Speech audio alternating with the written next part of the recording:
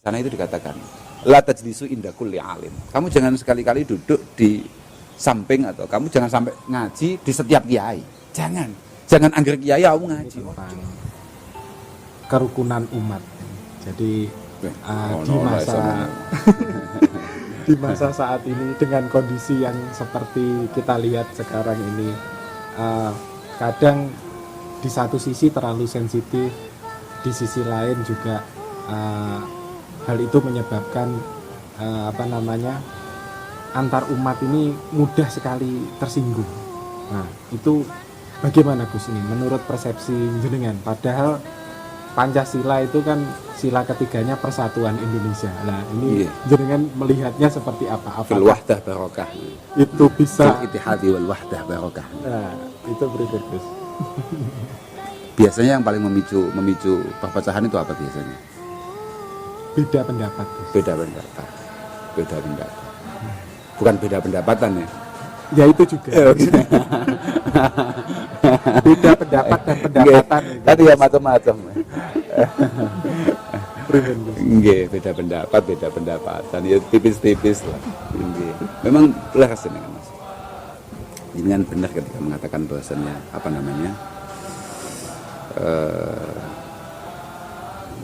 penting bagi kita sebagai sebuah negara, sebagai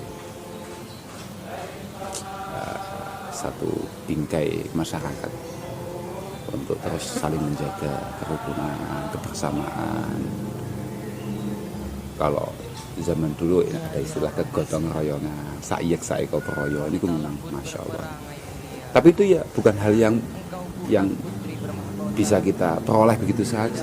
Pasti ada saling sadar, saling ngerti, saling menghargai. Saya malah ingat dawuhnya Mbah Kanjeng Nabi. Apa ya awalnya lali ya? Ma'annas kal khiyata. Ma'annas kal khiyata. Jadi kita ini dalam bersosial, kita ini dalam bermasyarakat, ini kayak lagi bikin baju, katakan kayak lagi desain baju, bikin baju. Antal khayyat wa kalamukal ibrah. Kamu itu penjahitnya, mulutmu, omonganmu itu adalah jarumnya. Wa idza ahsanta al khiyatah, ketika kamu menjahit itu dengan baik, ketika kamu menancapkan jarum-jarum itu sesuai aturan yang baik, sesuai pola yang kamu gambar, yang sudah digambarkan oleh Allah Subhanahu wa taala pada kehidupan kita ini. Sona'ta sauban jadzaban ghaliyan. Kamu akan bikin baju yang istimewa, yang sangat menarik, yang akan mahal harganya. Ya.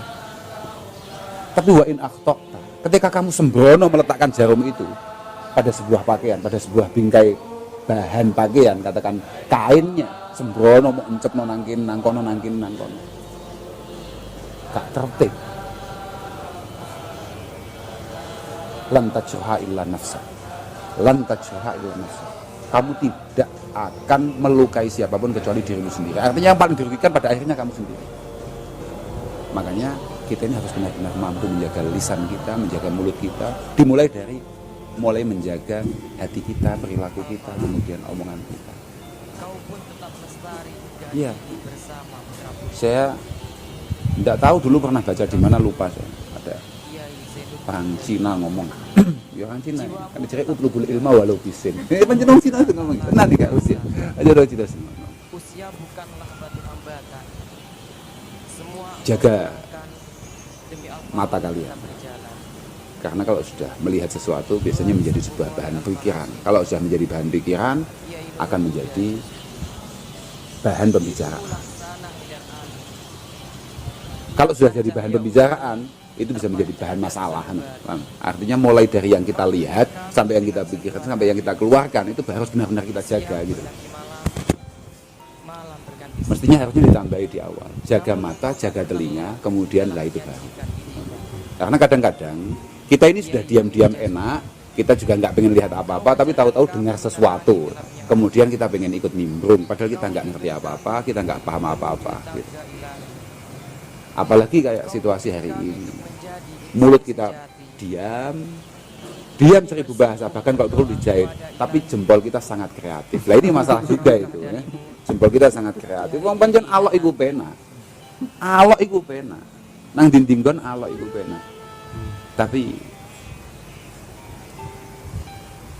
kritik yang sifatnya membangun. Kalau dalam bahasa kitabnya biasa disebut nasihah ya. Nasihah itu jarang. Tapi kalau hanya sekedar alok, kalau bahasa sekarang apa ya istilahnya? Nyinyir. Iya, akeh tunggale. Aku yo paling iso paling. Mungkin keanggap nyinyir barang itu ya juga butuh keahlian, karena itu adalah sebuah kebiasaan. Semuanya itu pasti adalah dari kebiasaan. Dari kebiasaan. Makanya kita harus melatih perilaku kita untuk pada akhirnya menjadi sebuah karakter kita, karena karakter kita sangat menentukan nasib kita. Kritis boleh mungkin, tapi ada ilmunya gitu. Iya betul. Makanya kan gini Mas. Makanya kan pesene Mbah Kanjeng Nabi itu kan, jadi ada kitab namanya Ihya, ada kitab karangan Mbah Imam Ghazali namanya Ihya.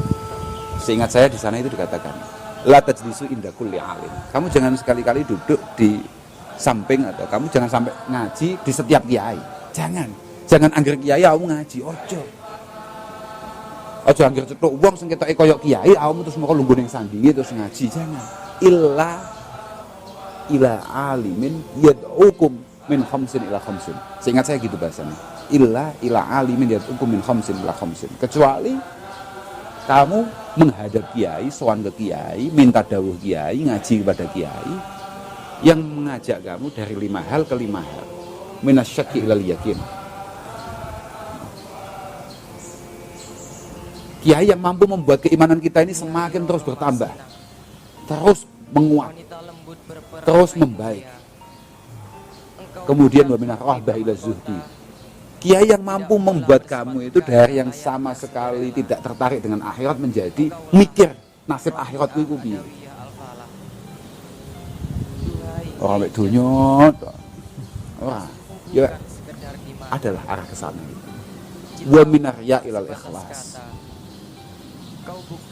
Dari setiap apa yang kita lakukan harus berimbal balik yang bersifat duniawi menjadi berimbal balik yang bersifat ukhrawi.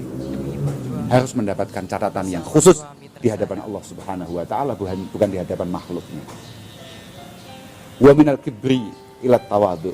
Kiai yang memang benar-benar mampu mengarahkan kamu dari yang sangat sombong, dari yang sangat angkuh, dari yang sangat merasa paling benar menjadi orang yang rendah hati, sadar diri, mau mengalah, mau bersabar dan lain sebagainya. Yang paling penting yang terakhir, wa minal adawah ilan nasihah. Kalau seingat saya di sarahnya itu bahkan meriwayatkan, ada riwayat yang lain mengatakan wa minal adawah ilal mahabbah.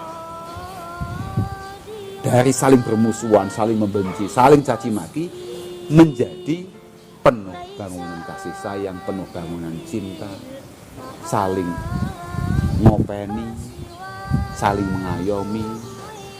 Nah itu. Nah, kiai itu model ngono iku kudu ngati-ngati. Gak anggere kiai terus bacaan kiai gak iso. Apa meneh kayak Mas Adi terus datang ke saya ya serba salah, tapi ya enggak apa-apa, kadung teko. Kadung teko wis gimana. Ini gimana? Kalau saya jelas salah itu. Kalau saya jadi sampean enggak mau saya ke sini. Iya kalau saya jadi sampean. Ini enggak jelas ini, enggak cocok dengan tadi itu kriteria kiai-kiai tadi itu ya, enggak cocok. Enggak apa-apa. Artinya tapi kan bersatu rukun itu enggak harus sama kan? Oh ya enggak. Dari mana? Dari mana? Jangankan begini aja. Jangankan kok dalam sebuah bingkai kenegaraan gitu. Rumah tangga itu enggak pernah sama, Mas. Yang sudah menikah belum? Lah iya. Padha gak ya hobimu bojomu.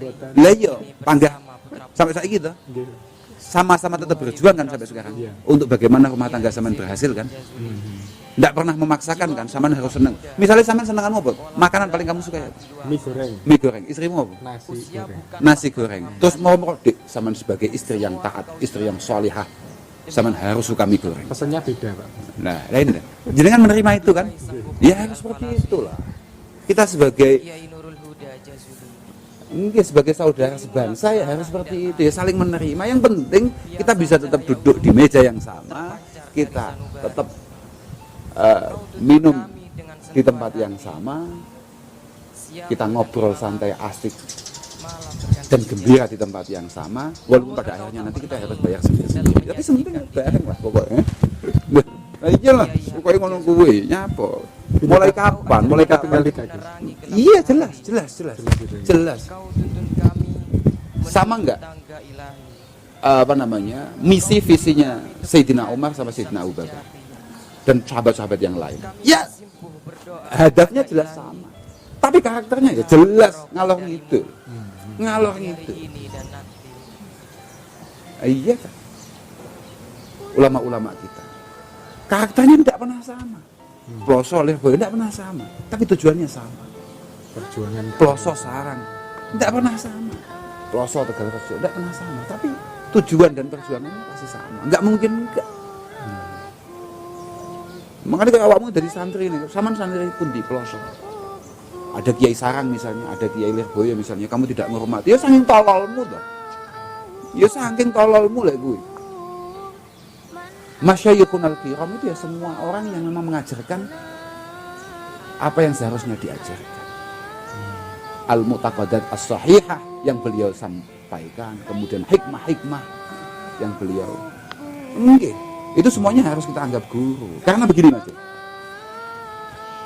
Al-qira'ah wal ilmu itu sunnatun ya'khuduhal asahir anil akabir. Katakan agama inilah. Agama ini diambil dari kita-kita yang muda ini, kita-kita yang masih tolol ini, yang masih celombo-celombo ini, dari beliau-beliau yang sepuh-sepuh itu. Garisnya harus jelas. Maka kenapa laulal isnad laqala man sya' masya. Makanya betapa pentingnya kesanatan, garis kita ini jadi muridnya siapa, guru kita ini muridnya siapa sampai Rasulullah Shallallahu Alaihi Wasallam. Tidak bisa kita hanya sekedar apa namanya Allah. Aku watuk ini keliru loh Pak, tenang. Watuk ini musim-musim ini dianggap watuk fatal watuk. Senajan mek keselak tenan. Jadi sing watuk ini dedek, aku nyapu kok watuk.